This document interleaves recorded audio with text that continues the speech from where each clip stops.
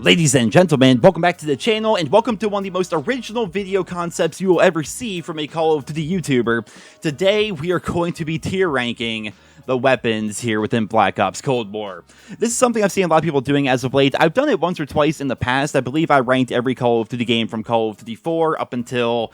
what game was current at the time? Black Ops 4, maybe? I don't remember. But I've only done one or two of these ever here on the channel, and I thought it would be fun to do something similar to that here today. We have what I consider to be the standard ranking board right here. We have S tier for amazing, A tier for great, B tier for above average, C tier for average, D for below average, and then F for awful. And in here we have virtually every single weapon, primary and secondary, within Black Ops Cold War. Now, unfortunately, this has not been updated to include the stuff from Season 2, but I suppose that's okay, because as of right now, Season 2 only came out, what, like a week or so ago, and as a result, the new weapons, the new assault rifle and the new submachine gun, have not really found their place within the meta yet. They've only been out for a very short period of time. Very few people actually have all the attachments unlocked, therefore we don't really know the full extent as to how good or bad those weapons actually are. They seem both to be above average, just based on what I've seen from YouTube and streamers and stuff like that, but it's pretty early on so far, and also, I don't even have them unlocked yet, so I can't in all good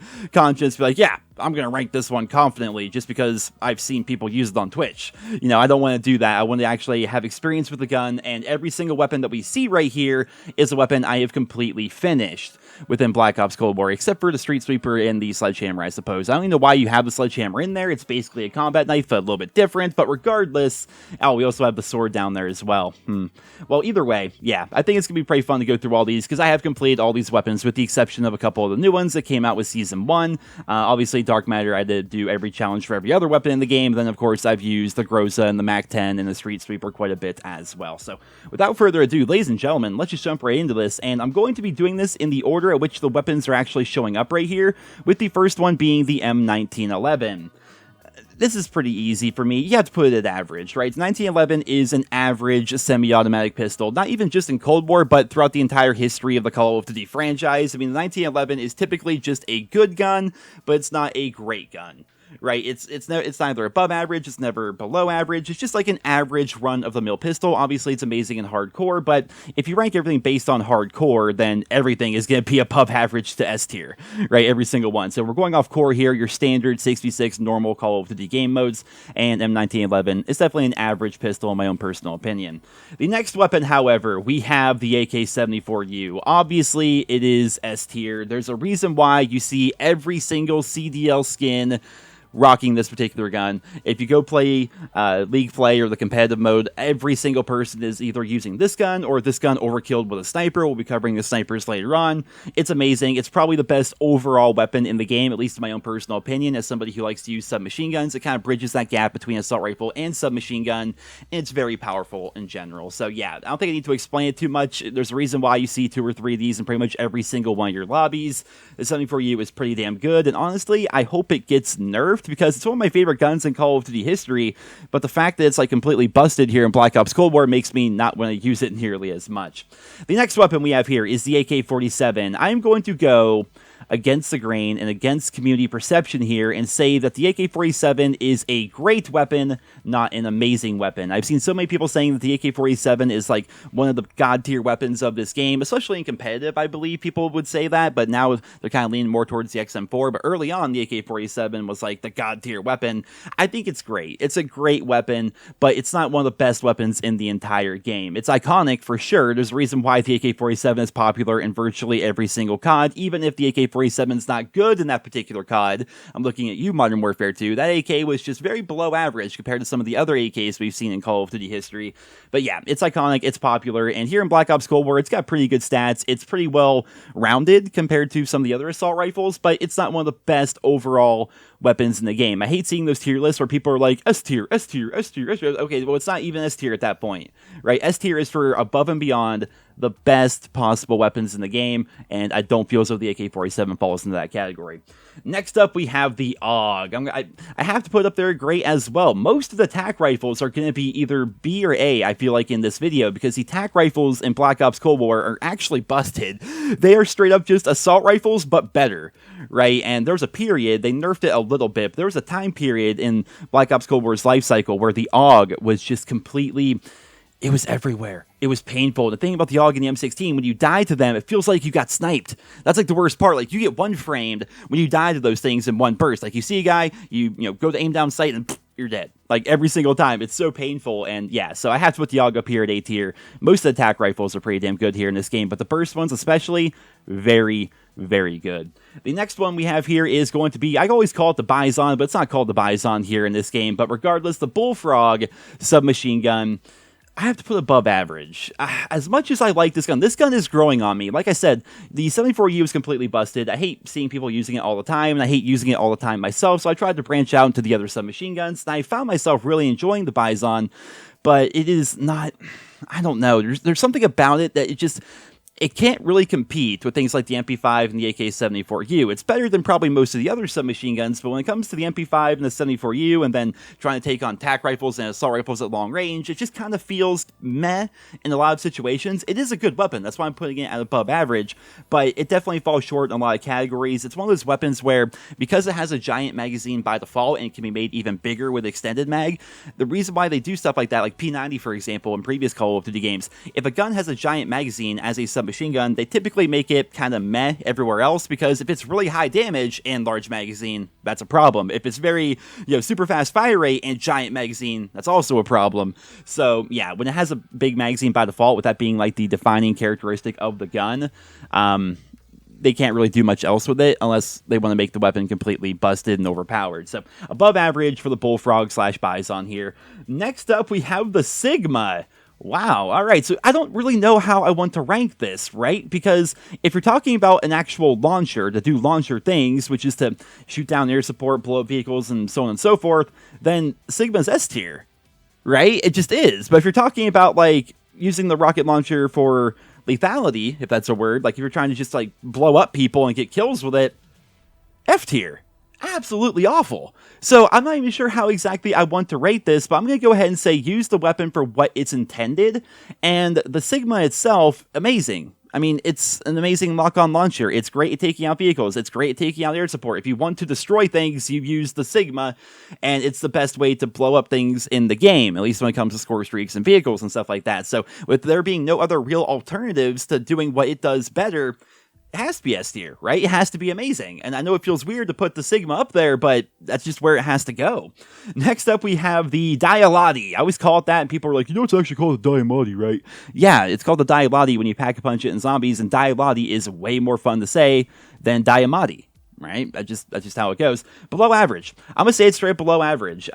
This gun is amazing in hardcore, just like the 1911, but in core, it is so inconsistent. That burst delay is what kills it, and when you go dual wield, which typically dual wield is what makes the pistols good in core, for some reason, it's just super inaccurate. Maybe I've just had really bad luck. I don't know, but I have a real hard time using this pistol in core modes, whether I'm using a single Diamatti or the dual Diamattis.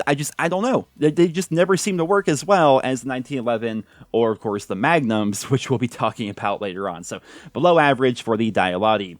Next up, we have the M14. I'm going to go ahead and put this up here at great along with the AUG. It is an absolute monster. It just is. There's a reason why all TAC rifles are banned from competitive. Then again, I guess that's not really a good rationale. Pretty much everything is banned from competitive.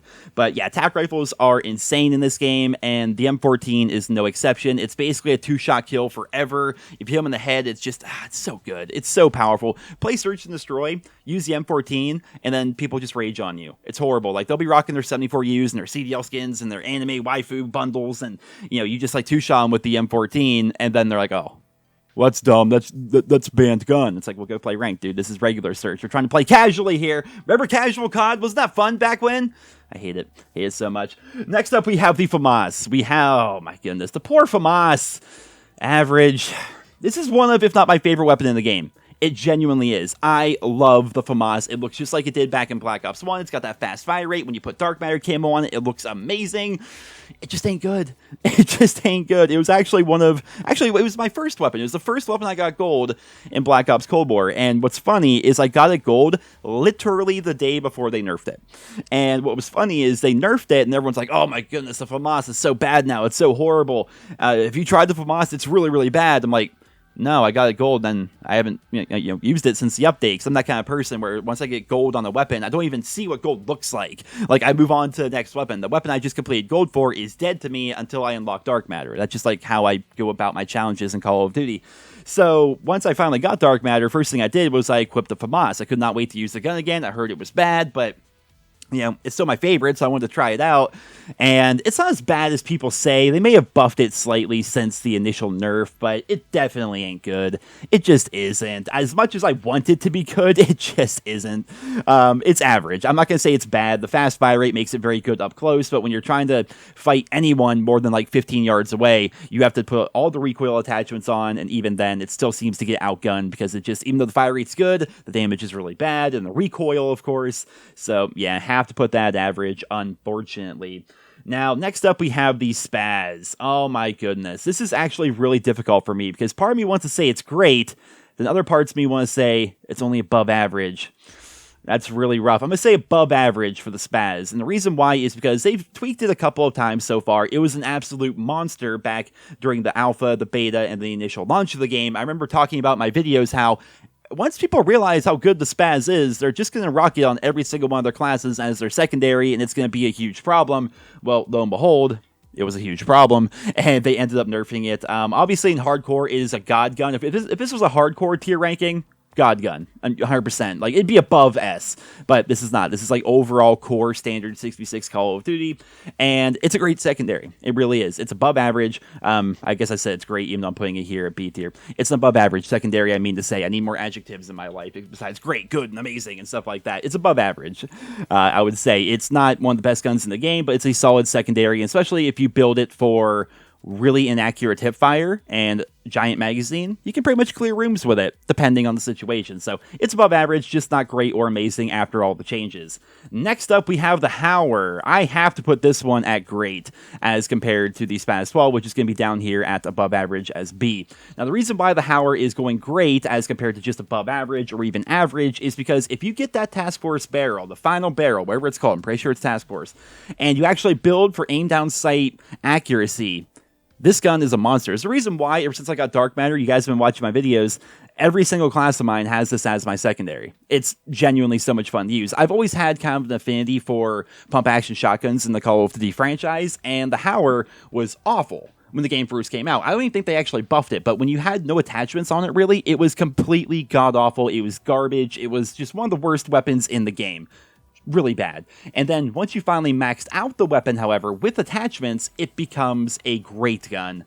And it's so much fun to use. You can clear rooms with it. You can get quad feeds with it. Like, as long as you're accurate with it, it is one of the most reliable weapons in the game for getting just a simple one-shot kill on people that are up close if you're aiming down sights. So, yeah, I have to put it at great here. It is much more consistent, believe it or not, than the Spaz 12, whereas the Spaz 12 you usually build for hip fire and you have to spray and maybe you get one kill, but the second person gets you. If you're accurate with the Hauer, you can clear entire rooms very easily, and that's why I put it here at great. Next up, we have the combat knife. Average, right? I mean, if you're talking about a combat knife, I mean, it's melee, pretty much. And the combat knife doesn't even do anything different than your fists do, besides it can get you a one-hit kill against somebody who's actually looking at you. It's a melee weapon. I can never put a melee weapon at anything above average because they're never that crazy. Like, if it was a melee weapon that did, like, AoE damage or something, like if the swords, for example, if you had two people in front of you and you swiped your sword at one of them, if it killed both of them because you're just swinging a sword at two people, which makes sense, then, yeah, then that's going to be different, right? That would be above average. That'd be great. That might even be S tier. But when it comes to just a regular run-of-the-mill combat knife, especially in a Treyarch game where knifing is never good, yeah, you have to put it up at average. I mean, I can't put below average because it's a knife. Can't put it above average because it's a knife. It just kind of stays here as average. I mean, it's a combat knife for crying out loud. The next weapon, we have ourselves the Krig. I'm going to go ahead and say above average. It is not great. I see people saying that, for competitive play, it's usually 74U, XM4, and then the Krig. And maybe in a competitive environment where they ban literally half or more of the game, then the Krig starts to, be a little bit better.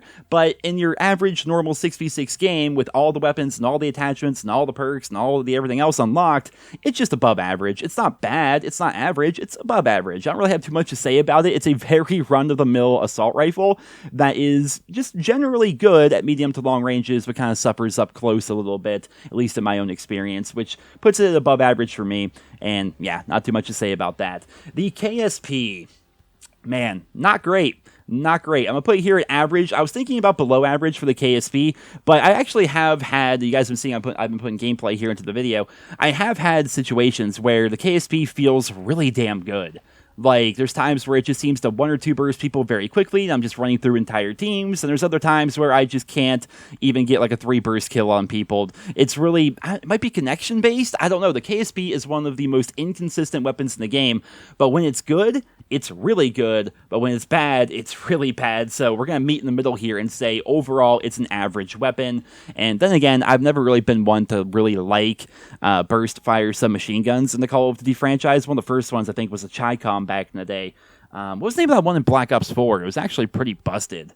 I forget the name of it right now. It was pretty good for a while, then they nerfed it. But either way, moving on here, we have the Tundra. I have to absolutely put the Tundra at amazing. And the reason why it's going up here at amazing is currently there are only 3 sniper rifles available within Black Ops Cold War. This is by far the best one. And also, keep in mind, in Black Ops Cold War, your snipers do not have flinch, which makes them better in this game as compared to pretty much any previous Call of Duty title. And as a result, for all those reasons, I have to put it up here at S tier. It is by far the best sniper rifle here within Black Ops Cold War. The Pelington, or the R700 as I call it, is pretty good, but the Tundra is much more consistent at getting one-shot kills as compared to the Tundra, which is why, as compared to the R700, which is why I put it up here at S tier, and we'll be talking about the R700 once we get to it. Next up, we have the M16. Going up to amazing, man. Has to go S tier. Absolutely has to go S tier. It's one of the best weapons in the game, by far. I don't know what they did balance-wise to change things around, but the M16 now just seems better than the AUG, which is why AUG is great, and the M16 is amazing. It's one of the most consistent weapons in the game. It's amazing up close. It's amazing, especially at medium to long ranges, given the fact that it's a burst fire rifle. It's so good in pretty much every circumstance. There's a reason why it's banned in competitive play. There's a reason why when you do see people using it, which is weird to me, right? Maybe because it's a rifle and not a submachine gun, maybe because it's burst fire as compared to full auto, I'm not entirely sure, but you don't really see people using the M16 all that often, or at least personally, I don't see that many people using the M16, but when you do see people using the M16, you're like, oh yeah, I forgot how good that gun was. Again, you get one framed. It feels like you got sniped every time you die to it because you die so quick. You just get melted with this gun. And of course, it's very fun to use. The next weapon is going to be the M60. Below average. Straight up below average. Not awful. We haven't got to the awfuls yet. But the M60, even in hardcore, I was struggling to enjoy this gun. The other LMGs just seem so much better. I'm not going to spend too much time on it. People don't really care too much about LMGs. But yeah, the M60 is just disappointing in this game. You would think it would be a monster, but I don't know. It's fun if you build it for hip fire, I suppose, and then just run around Nuketown spraying and praying. But yeah, in general, though, compared to the other weapons in the game, especially compared to the other light machine guns, D, below average. Next up, we have the Thumper. Awful! Not even going to finish. Oh, God. Awful. Absolutely awful.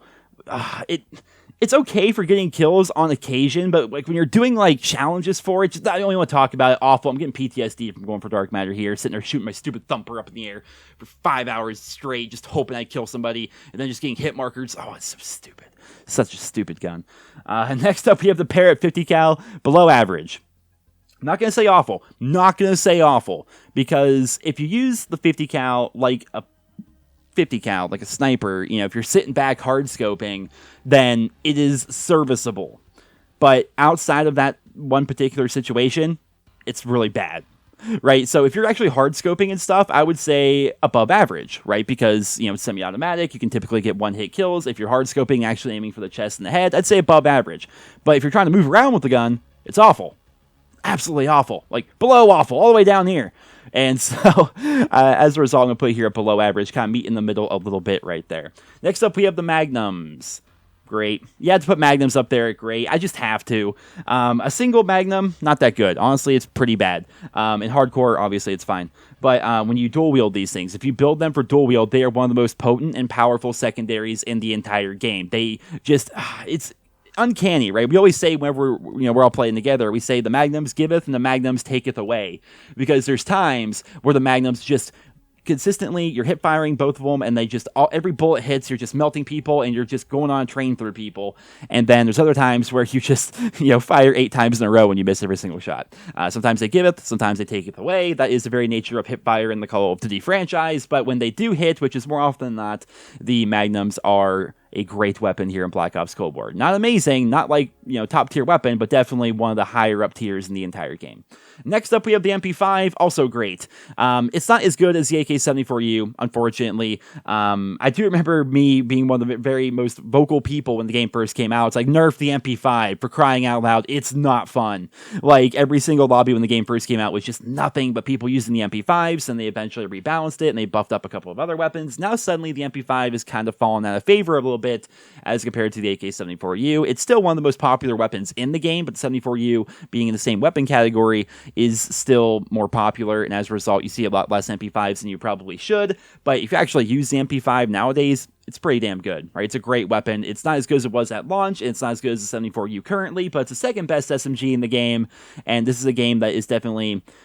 SMGs dominate in a game like this that has maps as small as some of the maps are here in Black Ops Cold War. Obviously, there are circumstances and maps where assault rifles are going to dominate a bit more, but in general, if you're a good submachine gun player, the SMGs in this game are pretty top tier, especially with the AK-74U and the MP5, with the MP5 being slightly worse than the 74U.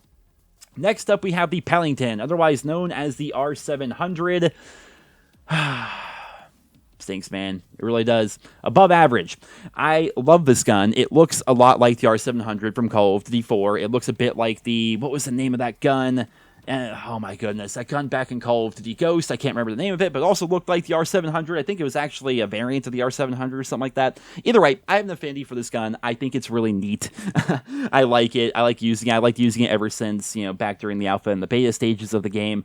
Just unfortunately, despite the fact that it handles pretty well and it looks really slick and it's got that amazing inspect animation, it gets a lot of hit markers. It gets a lot of hit markers compared to the Tundra here. I would say it gets slightly less hit markers than the 50 cal, but yeah, you just have to, you put this one up here, you have your Tundra up here, the middle of the road here, you have this, and then down here, you have the 50 cal. That's just kind of how I rate the snipers here within Black Ops Cold War.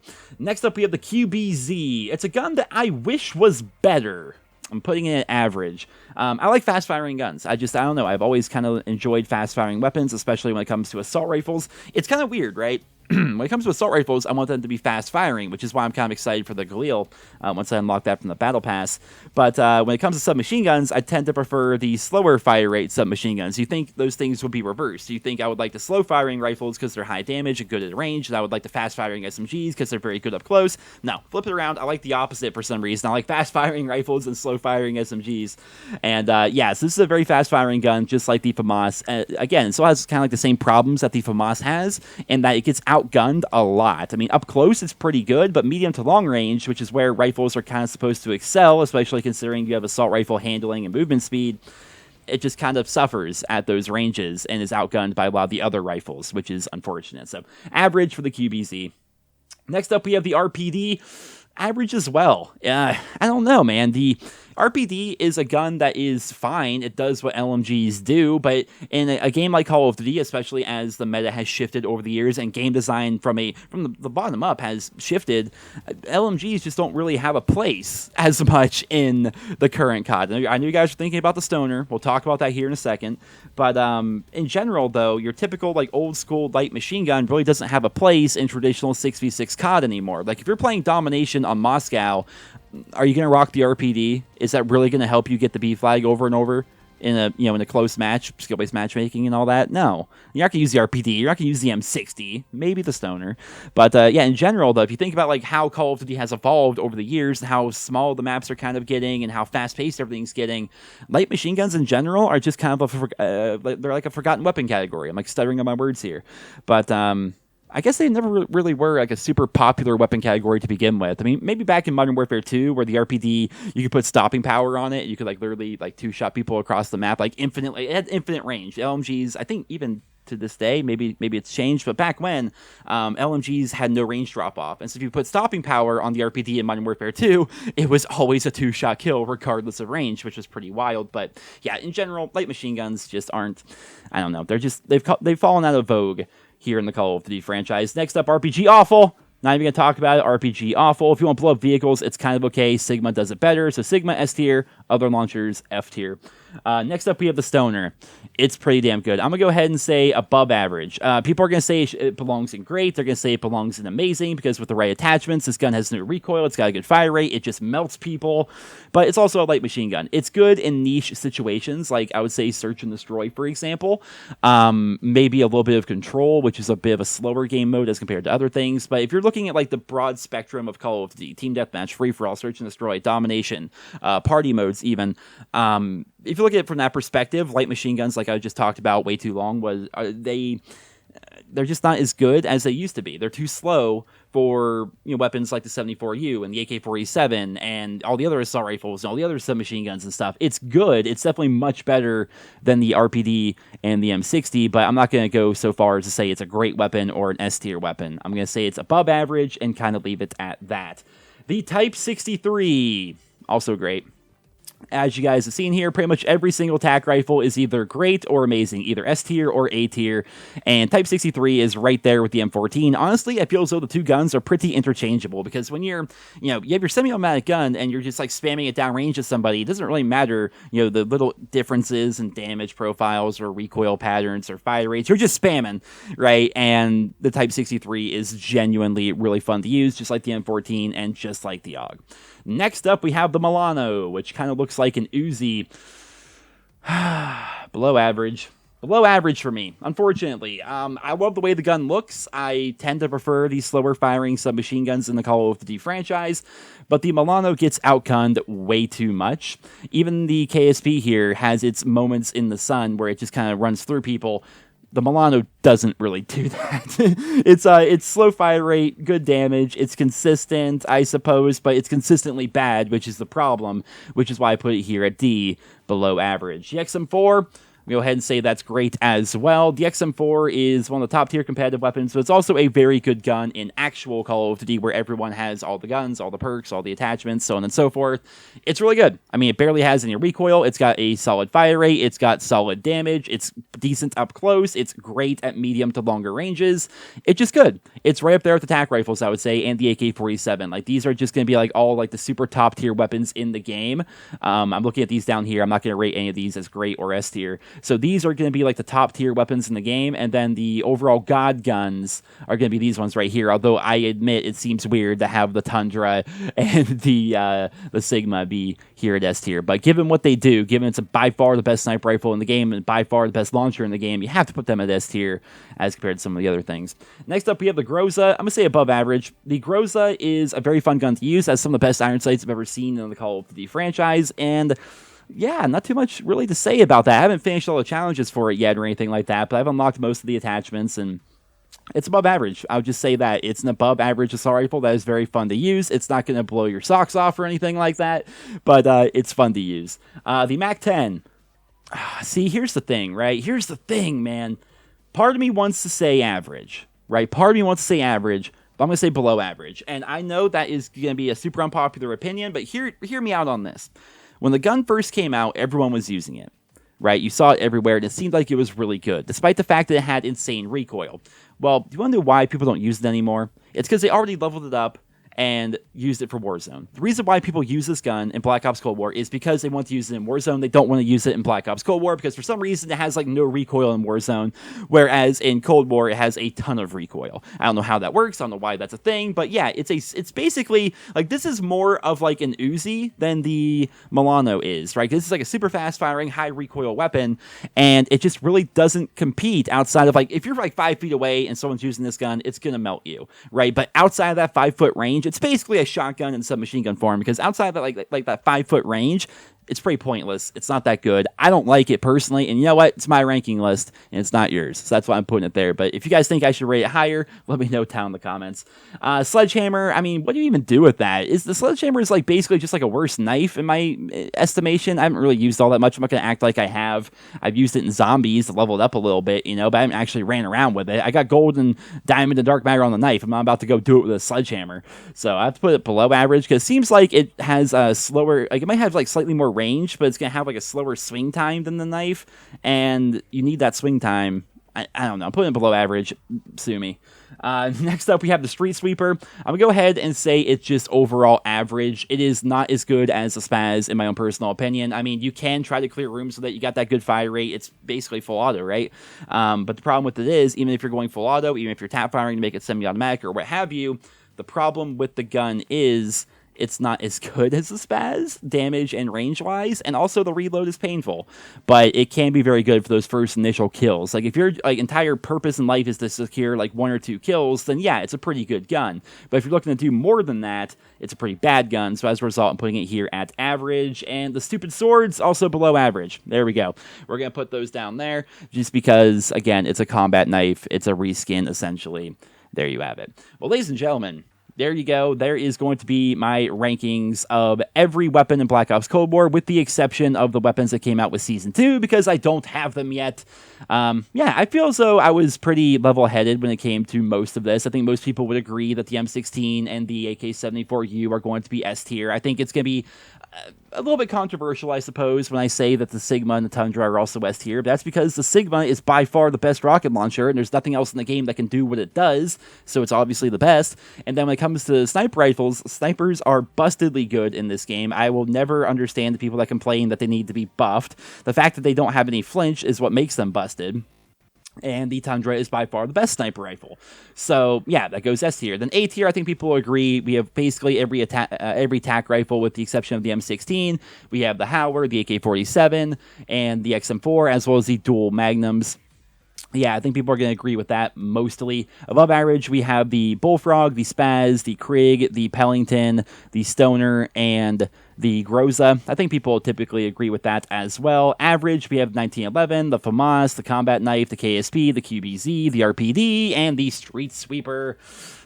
People might disagree with some of those choices, but I'd say they're all pretty average in the grand scheme of things. Then below average, we have the Diamatti, the M16, the Barrett 50 cal, the Milano, the MAC-10, and then the stupid melee weapons.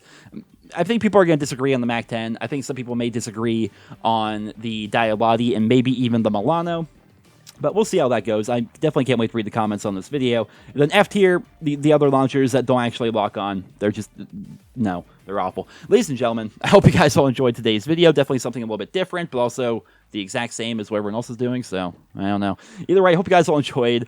If you did, consider leaving a like. Thank you all so much for listening. And I hope you guys all have a wonderful day.